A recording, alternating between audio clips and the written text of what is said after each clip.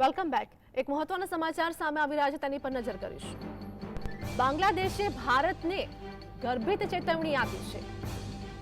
બાંગ્લાદેશમાં જે હિંસા થઈ તે બાદ શેખ હસીના સીધા ભારત આવી પહોંચ્યા અને આ બાદ વાત કરીએ કે હવે ભારતને ચેતવણી આપવામાં આવી છે।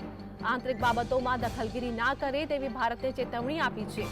વચગાળા સરકારના ગૃહમંત્રી સમકક્ષ સલાહકારે જાણકારી આપી હતી અને સલાહકાર એમ શેખાવત હુસૈને ભારતને માહિતી આપી છે। ભારતને ધમકી કહો કે ચેતવણી કહો, ભારત મહાસત્તા બનવાનો કરે છે પ્રયાસ તેવું હુસૈન દ્વારા કહેવામાં આવ્યું છે અને આ સાથે જ ભારતને ધમકી આપવામાં આવી, પરંતુ તે અમારી બાબતોમાં દખલ કરશે તો સારું નહીં થાય તેવું હુસૈન દ્વારા કહેવામાં આવ્યું છે અને આ સાથે જ ભારતને ગર્ભિત ચેતવણી બાંગ્લાદેશે આપી છે। તો બાંગ્લાદેશના સલાહકાર એમ શેખાવત હુસૈનની ભારતને ગર્ભિત ચેતવણી અને આ સાથે જ આ મામલો હવે સામે આવી રહ્યો છે। ભારતને આંતરિક બાબતોમાં દખલગીરી ના કરવા ચેતવણી આપવામાં આવી છે। બાંગ્લાદેશ પરત ફરવાની યોજના વચ્ચે શેખ હસીનાની વધી મુશ્કેલી, તો આ સાથે જ સરકાર વિરોધી હિંસામાં કુલ મૃત્યુઆંક 560ને પાર થયો છે। તો હસીના અને અન્ય 6 લોકો સામે એક દુકાન માલિકની હત્યાનો કેસ પણ નોંધાયો છે। નોબેલ વિજેતા મોહમ્મદ યુનુસના નેતૃત્વમાં વચગાળાની સરકાર રચાઈ છે।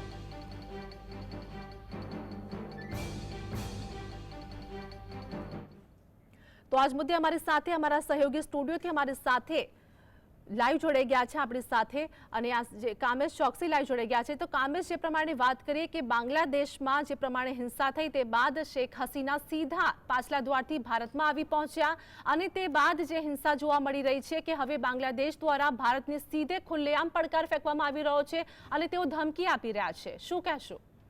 બિલકુલ આરતી, આપને જણાવ્યું હતું કે બાંગ્લાદેશની રાજનીતિના સૌથી મોટા અને મહત્વના સમાચાર સામે આવી રહ્યા છે અને તેને લઈને જો વાત કરવામાં આવે તો કહી શકાય કે બાંગ્લાદેશે ભારતને ગર્ભિત ધમકી આપી હોવાનો એક ચોંકાવનારો ખૂબ મોટો અહેવાલ સામે આવી રહ્યો છે। અગાઉના જો ઘટનાક્રમની વાત કરવામાં આવે આરતી, તો જ્યારે પણ બાંગ્લાદેશના પ્રધાનમંત્રી પદેથી શેખ હસીનાએ રાજીનામું આપ્યું અને ત્યારબાદ તેમને બાંગ્લાદેશ છોડીને તેમણે ભારતમાં શરણ લીધું હતું। ભારતમાં શરણ લીધું અને ત્યારબાદ કહી શકાય કે જે તેમને પનાહ આપવામાં આવી તેને લઈને ક્યાંક ને ક્યાંક વિરોધનો સૂર એ વખતે સામે આવ્યો હતો, પરંતુ ક્યાંક અવાજ દબાયો હોવાની વાત સામે આવી રહી હતી। અત્યારે સૌથી મહત્વના મોટા સમાચાર એ સામે આવી રહ્યા છે કે બાંગ્લાદેશની વાત કરવામાં આવે તો સલાહકાર જે એમ શેખાવત હુસૈન છે તેમણે ભારતને ગર્ભિત ચેતવણી આપી છે અને ચેતવણી આપતા સ્વરે કહેવામાં આવ્યું છે ભારતને બાંગ્લાદેશની આંતરિક બાબતોમાં દખલગીરી ના કરવા સ્પષ્ટ સંદેશ અને ગર્ભિત ચેતવણી આપવામાં આવી છે। આ ખૂબ મોટા સમાચાર કહી શકાશે।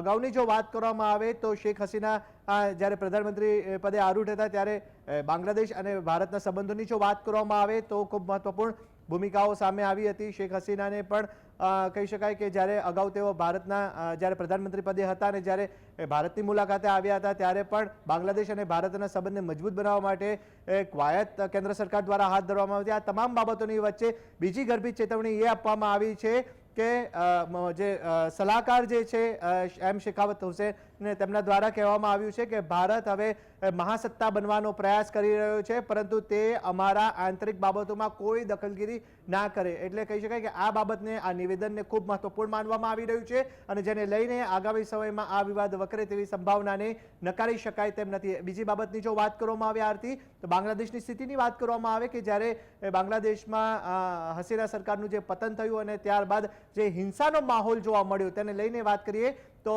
અત્યાર સુધી જે અહેવાલ મળી રહ્યો છે તે પ્રમાણે 560થી વધુ લોકોના મોત થયા હોવાનો અહેવાલ સામે આવી રહ્યો છે। બીજી બાબતની વાત કરવામાં આવે તો જે સમગ્ર ષડયંત્ર સામે આવ્યું ને તેને લઈને શેખ હસીનાની વાત કરવામાં આવે તો શેખ હસીનાએ અમેરિકા કારણભૂત હોવાનો જે દાવો કર્યો હતો તેને લઈને અમેરિકા તરફથી જે સ્ટેટમેન્ટ આપવામાં આવ્યું હતું, વ્હાઇટ હાઉસ દ્વારા સ્ટેટમેન્ટ આપવામાં આવ્યું હતું ને તેમાં સ્પષ્ટપણે જણાવવામાં આવ્યું હતું કે જે પણ બાંગ્લાદેશમાં જે તખ્તાપલટની જે ઘટના બની તેમાં અમેરિકાનો કોઈ જ હાથ નથી તેવું સત્તાવાર રીતના નિવેદન વ્હાઇટ હાઉસ તરફથી આપવામાં આવ્યું હતું। ત્યારબાદ શેખ હસીના અને અન્ય 6 લોકો સામે એક દુકાન માલિકની હત્યાનો કેસ પણ દાખલ કરવામાં આવ્યો છે અને આ તમામ બાબતોની વચ્ચે હજી પણ કહી શકાય કે બાંગ્લાદેશમાં બારેલા અગ્નિ જેવી સ્થિતિ એની બાબતોને નકારી શકાય તેમ નથી. તેને લઈને હવે ભારત માટે આ મોટા સમાચાર આવ્યા છે કે ભારત માટે હવે ભારતને ભારતને ઉપર સે ચોર કોતવાલ કો ડાંટે એવી સ્થિતિનું નિર્માણ થયું છે. કારણ કે એક બાજુ કહી શકાય કે શેખ હસીનાને ભારતે સૌપ્રથમ પનાહ આપી, શરણ આપ્યું